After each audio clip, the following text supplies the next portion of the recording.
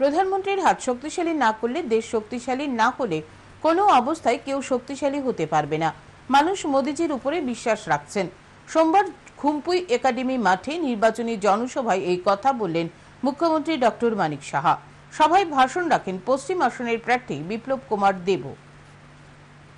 পশ্চিম ত্রিপুরা আসনের বিজেপি মনোনীত প্রার্থী বিপ্লব কুমার দেবের সমর্থনে সোমবার বিশাল নির্বাচনী সভা হয় খুমলুং খুমপুই একাডেমি স্কুল মাঠে। এই জনসভা হয় বিজেপি তীব্রামথা ও আইপিএফটির যৌথ উদ্যোগে। এদিনের জনসভায় কয়েক হাজার নারী পুরুষ সামিল হন।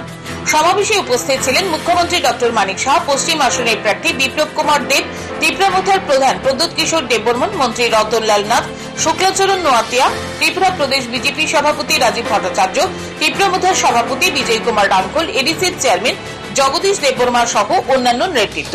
সভায় আলোচনা করতে গিয়ে মুখ্যমন্ত্রী ডক্টর মানিক সাহা বলেন, 3 দল মিলে এক ত্রিপুরা শ্রেষ্ঠ ত্রিপুরা, এক ভারত শ্রেষ্ঠ ভারত তৈরি করবে। তিনি বলেন, আগে দেশ ও পার্টিকে ভালোবাসতে হবে, এরপর নিজেকে ভালোবাসতে হবে। এই হচ্ছে বিজেপির মূল মন্ত্র। সেই দিশায় আজ দেশ চলছে। মানিক বাবু এদিন বলেন, আমাদের বিশ্বাস ও আস্থা প্রধানমন্ত্রীর উপরে আছে। আমাদের বিশ্বাস, আমাদের আস্থা আমাদের মাননীয় প্রধানমন্ত্রীর উপর আছে।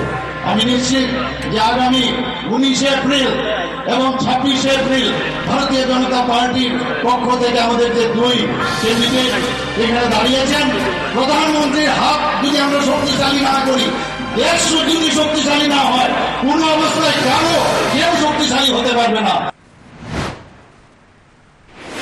এদিনের সমাবেশে বিভিন্ন জায়গা থেকে জাতি জনজাতি নারী পুরুষ ব্যাপক সংখ্যায় অংশ নেন। সমাবেশকে ঘিরে খুমলুঙে ব্যাপক সাড়া পড়ে।